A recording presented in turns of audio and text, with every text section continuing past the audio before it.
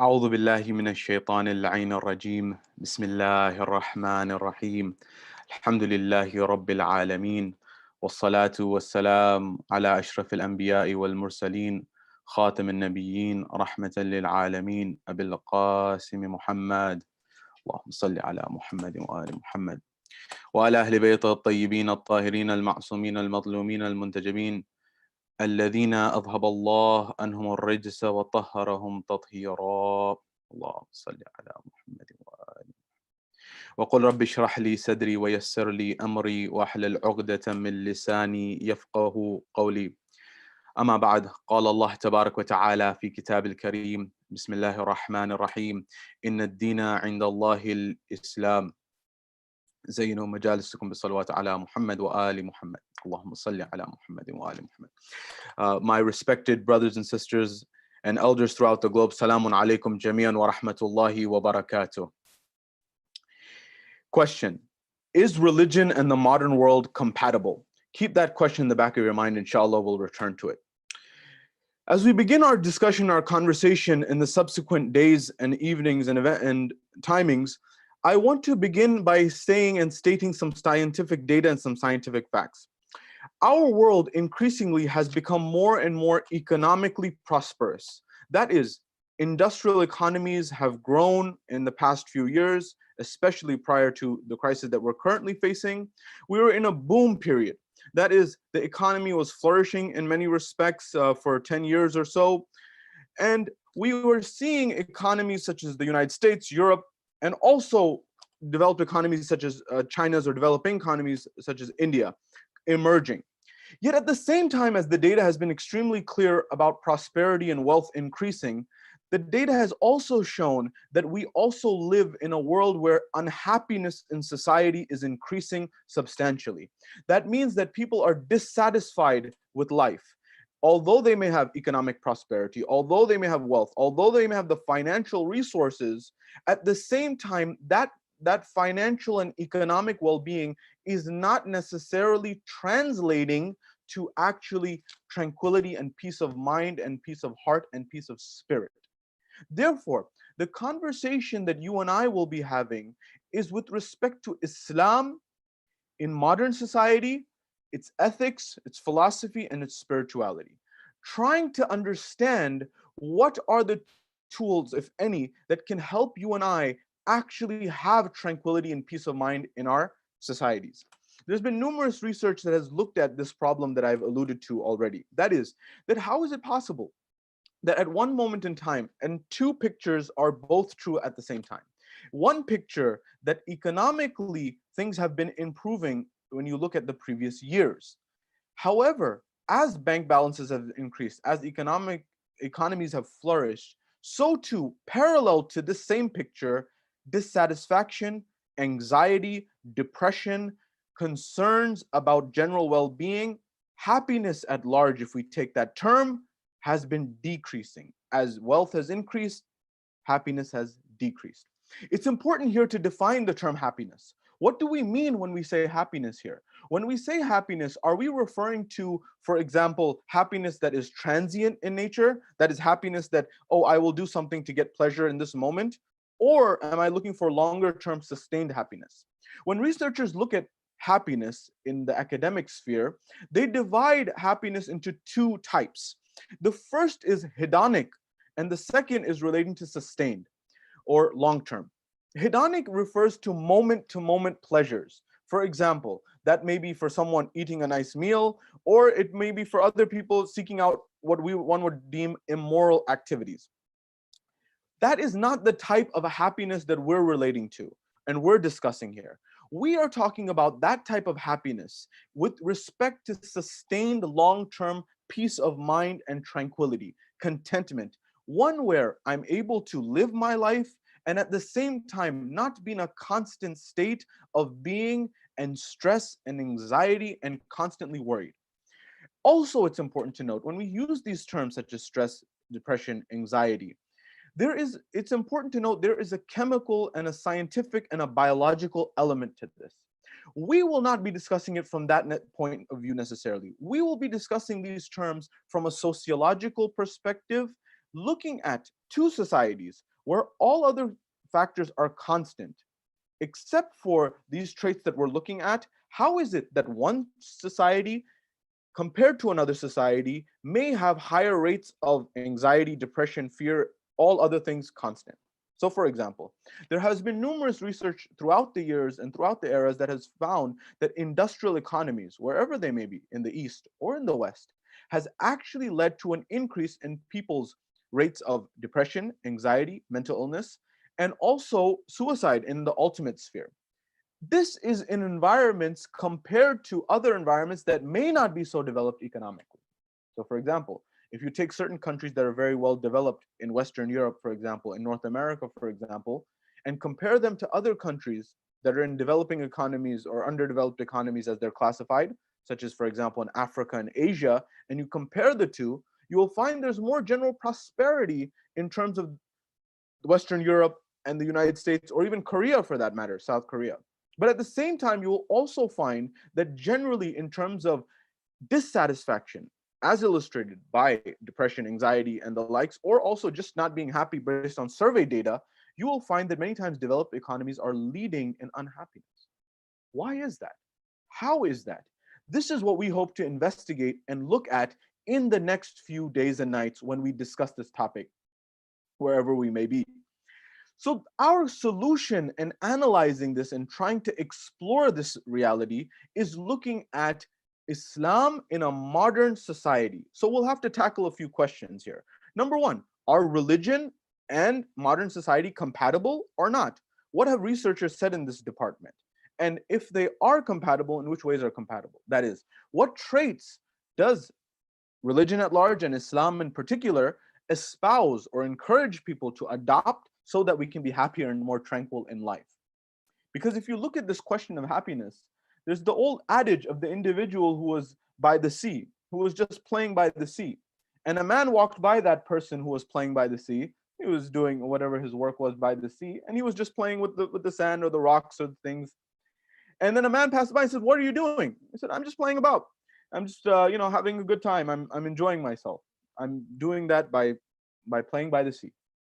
And the man says, "Well, why aren't you working? Why aren't you doing anything? Why aren't you doing something productive?" He says, "Why would I do that?" And the man was saying that, "Well, you should do something productive so that you can actually get an income. You can work, you can get some income in your life." He says, "Okay, that sounds interesting. Well, why would I want to do that?" So you can actually get income, save income, and use that income. He said, "Okay, so why would I want to use that income?" Well, eventually, he says, if you work, you'll work enough to a point where you'll get this income, and you'll actually be able to, what we would call, retire. You'll actually get that savings, and you'll be able to retire with it. He said, "Okay, if I retire, then what can I do?" He said, "Well, when you can retire, then you can play about by the sea and do whatever you want." He said, "Well, I'm doing that right now anyways. So why would I want to do what you're saying? So I can waste so many years of my life in order to eventually get back to where I am right now." It's a metaphor for something higher.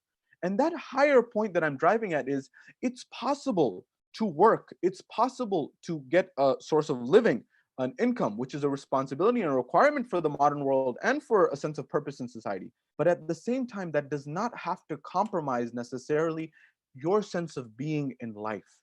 You don't have to necessarily be miserable while also becoming prosperous in economic terms and in general terms.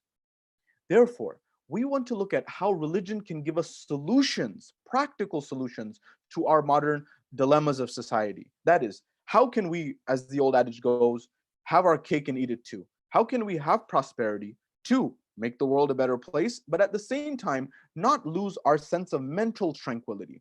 And this topic is in discussion, is very important, very pertinent, especially for the changing dynamics of our society today, in the crises that we're facing, and how our mental clarity, our mental traits, and how our peace of mind is most important at this point in time. Therefore, why these particular dimensions of religion? That is, why philosophy? Why ethics? Why spirituality? Philosophy allows us within the Islamic framework to look at and to actually think clearly so we can make rational decisions in society. Therefore, we'll be lending on philosophy as well as psychology and behavioral economics in this discussion. What does that mean and why is that important? The reason that is important is because you may not realize it, or we may not realize it, but there are certain cognitive biases that we as a society adopt, and they actually act and lead to us thinking irrationally. There's a very good book on this entitled Predictably Irrational by a behavioral economist by the name of Dr. Dan Ariely, who is a student of Dr. Daniel Kahneman. And he highlights this point that human beings are not only at times irrational, but we're actually predictably irrational. That is, we are irrational in a predictable manner. This is actually what Dr. Daniel Kahneman and Richard Thaler and others won the Nobel Prize in Economics for actually understanding that mankind were not necessarily always rational. And things that emerge from this understanding is, for example, a 25-cent aspirin versus a $2 aspirin. Which one do you think is more effective in human beings? The data actually shows that a $2 aspirin is more effective in people compared to a 25-cent aspirin. But here's the catch, here's the kicker. The researchers actually gave the exact same medicine to both individuals for headaches. That is, there was no difference in reality between the $2 and the 25-cent aspirin or ibuprofen or acetaminophen or whatever your headache medicine of choice is. But the researchers found that the perception of something being more expensive naturally translated in people's minds as this being something that is better in quality. And that's not necessarily the case. This is one example of many other biases that philosophy and psychology can help us think more clearly about and get better solutions. Because that will help prevent us from this phenomenon of, for example, keeping up with the Joneses. Much of our tranquility is lost in living a way where we're not thinking clearly. I'm thinking, what does my neighbor have? What does my society have? And at that point in time, that leads to unhappiness. And when we think philosophically and logically, we're able to realize that, those things that I thought I needed, I may not need as much as I think. And this time that we're going through during this lockdown and the coronavirus and all those challenges, a great time to reflect and introspect, especially in the month of Ramadan, to do tafakkur and tadabbur on the verse of the Quran al-Majid wal Furqan al-Hamid, and actually contemplate and use our reason to understand this faculty that Allah has given us of reason, in order that He has given it to us so that we can be ashraf if we utilize its potential. That is ashraf al-makhluqat, the best of Allah's creation, if we utilize our intellect. And the utilization of that intellect will help us understand that many of those things that we thought were important, having the nice car, having the nice house, having the nice X, Y, and Z material item, may not be as happiness inducing. That means it may not give us as much happiness as we thought, compared to, for example, giving in the way of charity, gratitude, for example, volunteering, for example, philanthropy. The science shows that many of these things are a lot more likely to actually increase happiness in your life and tranquility in your life. And this is what religion has been saying for time immemorial. But I'll let the data speak for that when the time comes for that. Therefore, philosophical thinking, so we can think clearly about things and not get confused in matters and understand our priorities. This environment that we're living in currently with the lockdown, with the virus, it has helped many people realize that we do need certain things to live in society, but we may not need as much as we think. Some of those luxuries are now coming to light that we're actually living fine without them. Yes, we need income. Yes, we need food on the table. Yes, we need clothes on our backs. But you'll realize that sometimes you can actually make ends meet. Man is very resilient.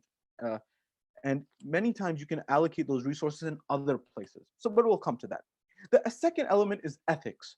What traits can you and I adopt in our lives so that we can have mental tranquility and peace and happiness in our lives? That is, do the traits of, for example, that one may adopt impact how we are in being? In this, we will look at the domain of Islamic knowledge in particular, and what type of akhlaqi traits Islam is highly emphasized that can actually scientifically be shown to give us tranquility in our life. For example, humility. What about the different dimensions of humility, such as intellectual humility? We live in a world of polarization today. Wherever you go in the globe, there are the haves, the have-nots, the political party on one side and the political party on the other side, the my view versus your view, the us's and the them's. Us and them thinking has led to a society of polarization where people are many times, even in emergencies, are becoming irrational. in things of saying that we won't follow the science, we won't follow the rational elements of the equation. And people on the other side may develop other elements and other arguments. Intellectual humility in our nations, in our communities, in our societies, and in our families, and in our personal lives, in our friend circles, can be extremely important to not only understand the perspective of others, it can actually be very helpful in actually calming and giving us a sense of tranquility. As the old saying goes, that bitterness is like that poison, it's like drinking poison and hoping it harms the other person. Or bitterness is that vessel, is that poison that erodes the vessel that carries it more than whatever it is poured upon. So you will find through the philosophy, through the ethics, that the solutions to living a more tranquil life can actually lead you to have that tranquility and peace of mind. And we'll discuss what those traits are from the philosophical Islamic perspective, as well as from the perspective of science. What does the science say about how you can have ethics lead you and leave us to society to have a better world and a better society? And finally, the kernel of the matter, the root of the matter that we're striving towards, which is spirituality. Our world today is starving for spirituality. Even those individuals who have come forward and said, we don't need religion in the modern society. Religion is an outdated phenomenon. Those individuals, even many of them, recognize that spirituality has its place. Spirituality is very important. And we will look at how important this concept is and how we can implement it in our lives so that we have a sense of meaning, of higher purpose, of higher understanding in our lives so that we can be more tranquil in our lives. These are the elements that we hope to discuss. The next layer of the analysis is we have two goals and two objectives here. The first is that we implement clear thinking through philosophy, ethical moral traits through the ethics discussion, and then adopt spirituality so that we can better ourselves as individuals, number one. And as individuals, we'll impact our families and our social circles. So it's improvement, self-improvement at the individual level, number one. Number two, it is actually, this discussion is helpful and fruitful for not only helping us at the individual level.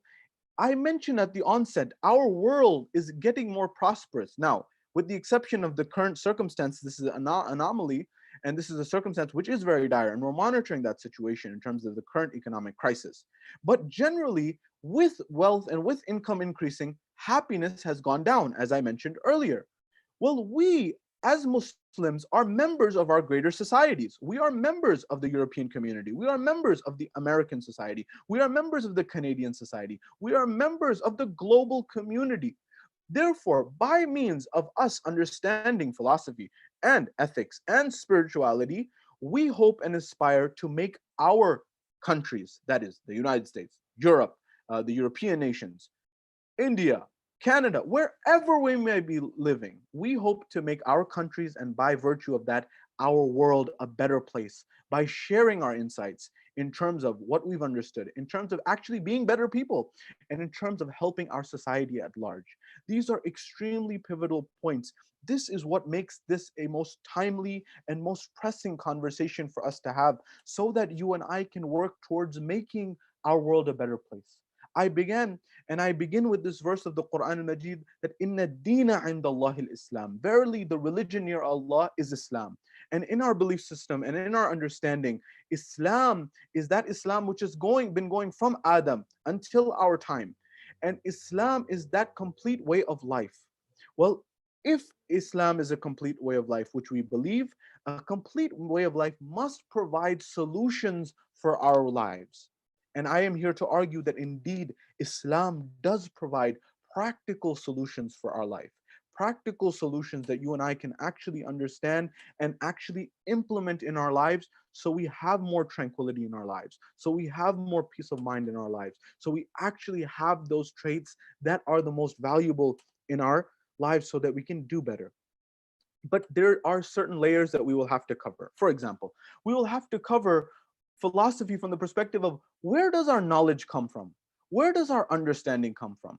If you look at philosophers of the past, many of them would say that if you look at, you don't need to tell me who you are.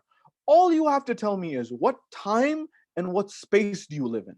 So for example, Nietzsche or other philosophers, for example, would say that, well, you can tell me, I don't need to know a word that you say. All I need to know is, do you live in, for example, do you live in India in 2020? Do you live in China in 2010? Do you live in, for example, America in 1800? Wherever you may be, if you can tell me two things, your time and your space, I myself, the philosopher, can tell you your thoughts. This is what philosophers have held in the past. Why? Because they argued that the environment in the time and space in which one exists has a tremendous impact on the thoughts that you and I have. You may discover that your thoughts and my thoughts and our thoughts are not necessarily our own. And I want you to reflect on that. And if you're not convinced about that, I would implore you to bear with us so we actually can make an argument for that. I don't want you to be convinced right away. I want you to think about this.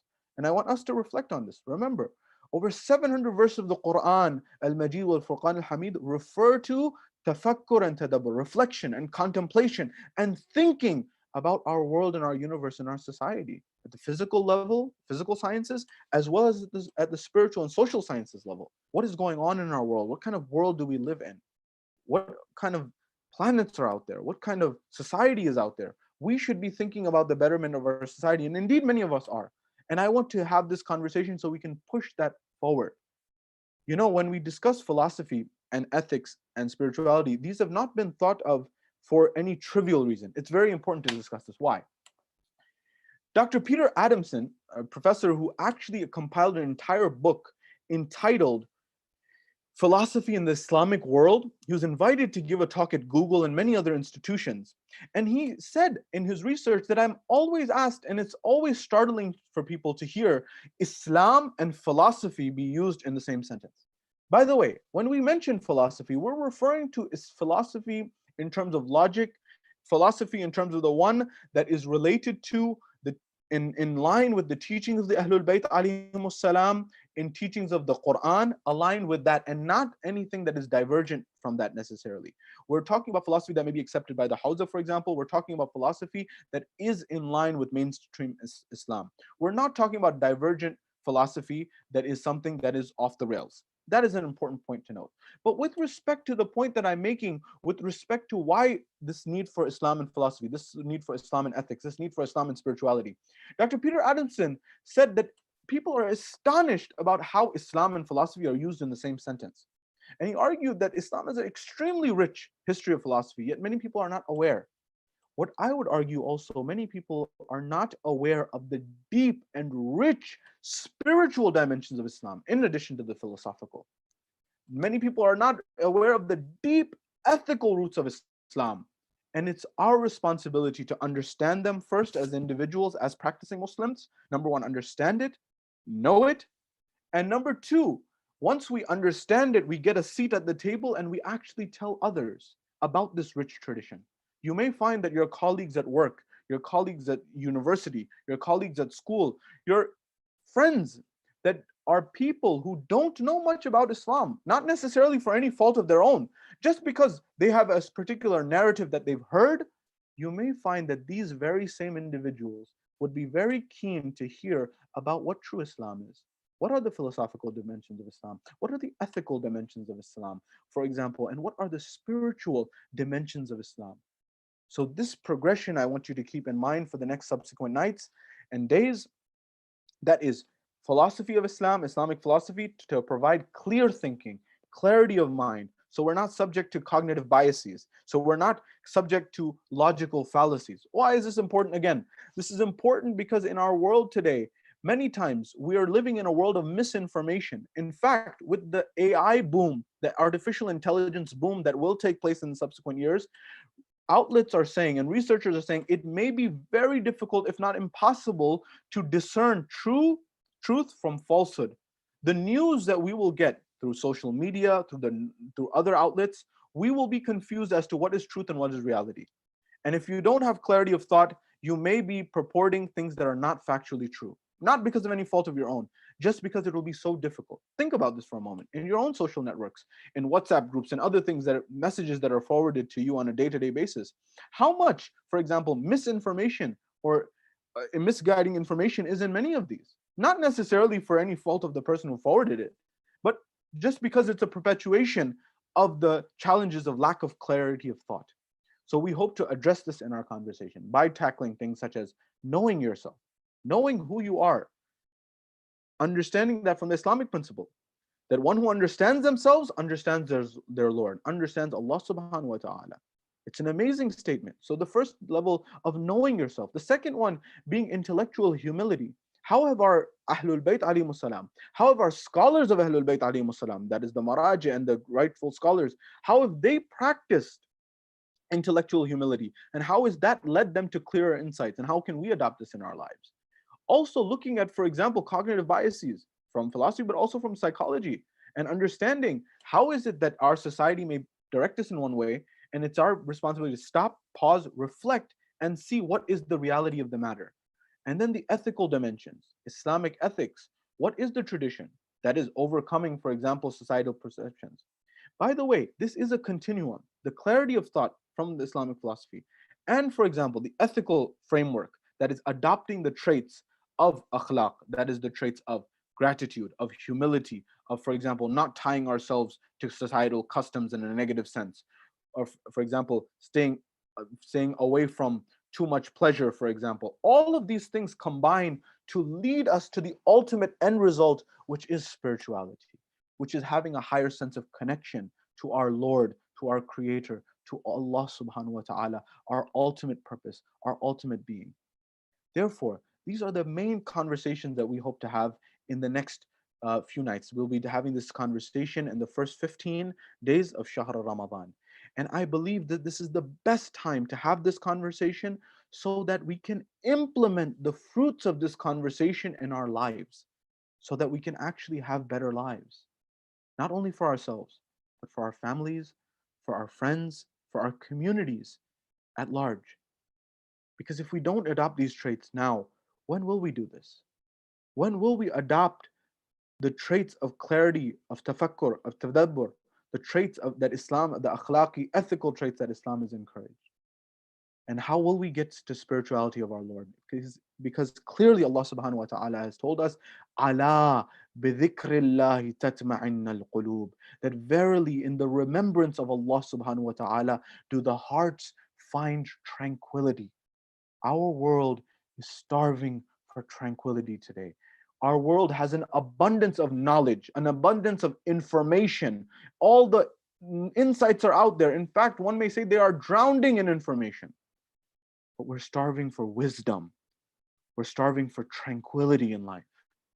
And I'm here to argue that religion, and in particular Islam, and the teachings of the Ahlul Bayt alayhimus salam, and the teachings of the Quran al-Majid wa Furqan al-Hamid can help you and I in order, through the remembrance of Allah, get tranquility in our hearts and in our minds. And this tranquility will allow you to have peace, and your families and your friends to have peace, and our communities to have peace, even if economic times are hard as they are now, even if material times are hard as they are now. We can get through this. We will get through this, inshallah, bi'idhnillah. But I know it's a tough time. It's a very difficult time for many people. I'm getting many messages, many friends, many dear ones, many connections, many friends of friends, many loved ones, many of our community members are losing loved ones. This is an unprecedented time. We have not seen anything like this in our lifetimes.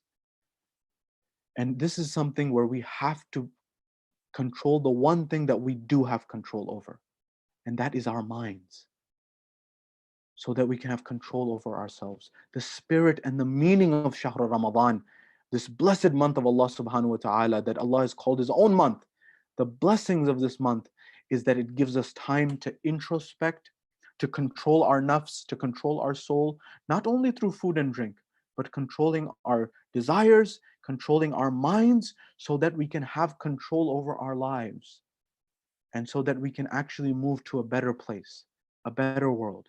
The one thing that you and I have control over is our minds. Viktor Frankl, who was a man who was a psychologist and a psychiatrist who had gone through concentration camps, he wrote the book entitled Man's Search for Meaning. And in his analysis, he was looking at himself as an observer. He was observing himself from a third person point of view. That is, he was looking at himself and seeing what is happening inside of him and in his mind going through a difficult circumstance. And he said that the one thing that a person can be deprived of or cannot be deprived of, that you can take everything from someone. You can take their house, you can take their property, you can take their family, you can take everything that they have. You cannot take one thing away from an individual, and that is their mind, their ability to think, that you have control over that. And if you and I and we adopt control over our minds, it will lead us to success, not only in our personal lives, not only in our academic lives, not only in our professional lives, but by virtue of it, we will have more tranquility in our communities, in our societies, in our own Muslim Shia communities, but also in our states, in our countries. Why is it that in some of our own societies, we've had challenges with respect to leadership? This, I would argue, is because of it lack of intellectual humility and how important this is. We'll be discussing this in subsequent nights. Also, the lack of understanding of how to think rationally and clearly. Many of these tools can be utilized so that we can actually live better lives. And my hope is through these conversations, we actually create a better society, a more tranquil society, a more egalitarian society, and a better society. Because after this situation that we're facing globally of this pandemic, our world will be different. Our world will not be the same. And we will have a say in what type of world it becomes through our voices, through our writings, through our stands, and through what we say. And my hope is that through the conversations that we have in this series of discussions, you and I will be at a better place at the end of these discussions than we were at the beginning, so that we can make an active and a beneficial contribution to ourselves, our societies, our communities at large, through adopting philosophy, ethics, and the ultimate goal of ours, spirituality in our lives through the light of the Quran and the Ahlul Bayt alayhim as-salam. I hope that this has been a good summary of what we're going to cover, inshallah. And from the next conversation, we will delve into the depths of what are the actual steps that we can implement in order to have a better life and actually have greater happiness, contentment, and tranquility in our lives. I hope to see you soon in our subsequent discussions, inshallah. Wassalamu alaikum wa rahmatullahi wa barakatuh.